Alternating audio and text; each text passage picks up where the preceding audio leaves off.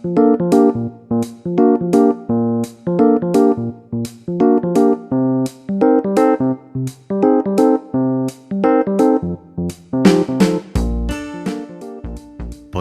otroci, Peter tukaj. Danes bomo prisluhnili pravljici Petelinček in Sraka.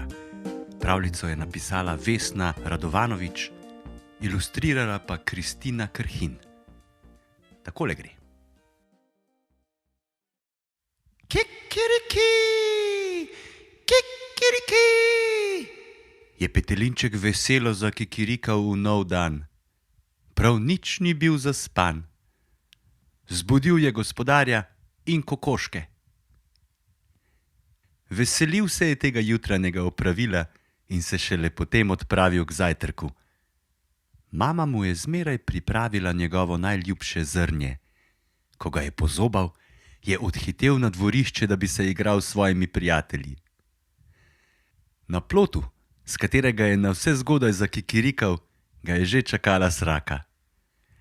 Rada sta se družila, saj mu je znala čudovito pripovedovati o svojih prigodah. Izvedel je marsikaj o gozdu in živalih. Pripovedovala mu je o oblakih in vetrovih, na katerih zelo rada jadra. In Petelinček jo je z zanimanjem poslušal. Zaželel si je, da bi tudi sam poletel visoko nad nebo.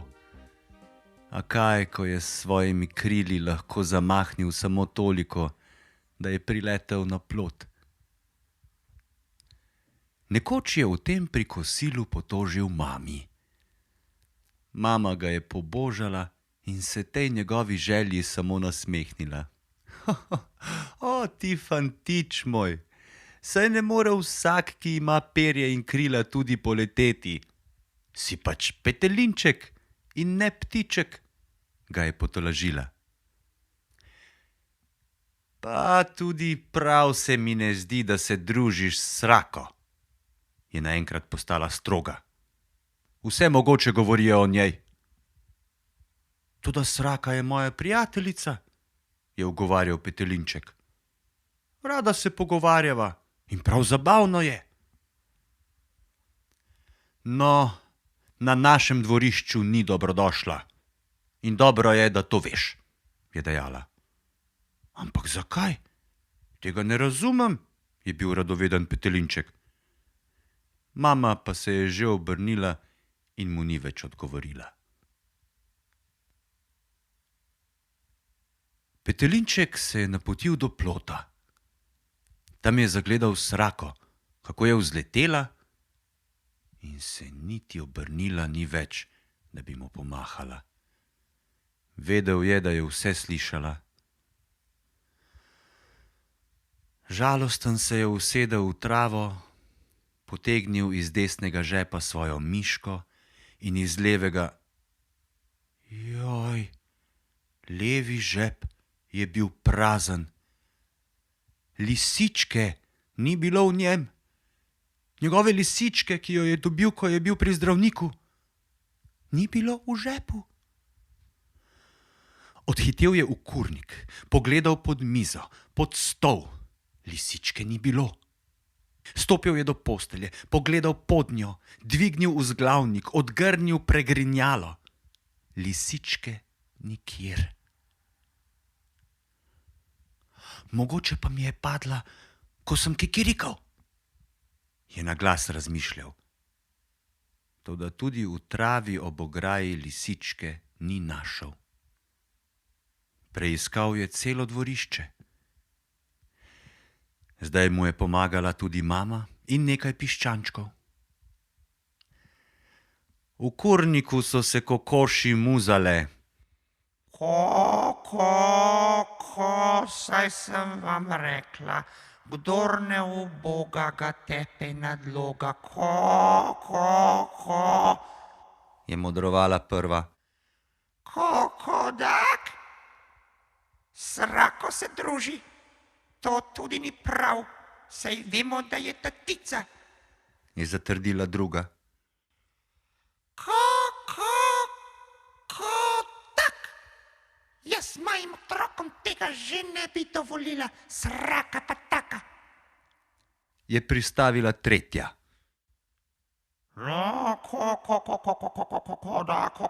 Kodak, in zdaj mu je odnesla igračo.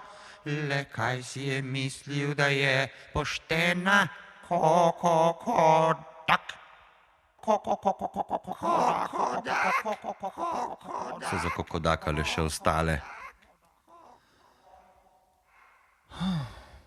Sraka je tatica? Je zdaj prestrašeno vprašal Petelinček svojo mamo. Mama je skomignila. Tako pravijo. Saj sem ti rekla. Mogoče se ti je lisička vseeno kam skrila. Zdaj pa bo treba v posteljo. Saj je sonce že zašlo? Ga je nežno pritisnila pod perut.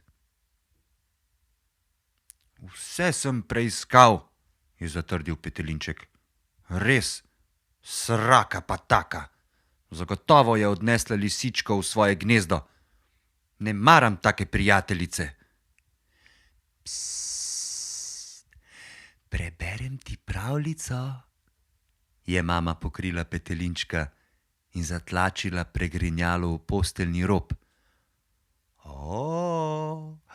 Tukaj pa je nekaj mehkega. Poglej, tvoja igrača. Petelinček je lisičko stisnil k sebi. Joj, kako je bil srečen. Zdaj bo lahko sladko zaspal. Kaj pa sraka? Se je zaskrbljeno obrnil k mami. Nikoli več ne bo hotela biti moja prijateljica. Po krivem smo jo obdolžili. Jutri se ji boš opravičil in bosta spet prijatelja, mu je zagotovila mama. Sraka je naslednje jutro res priletela in Petelinček se ji je opravičil. Prikimala je s kljunom in dejala: Tako kot ti nisi ptica, čeprav imaš krila, jaz nisem tatica, čeprav sem sraka. Nasvidenje, otroci.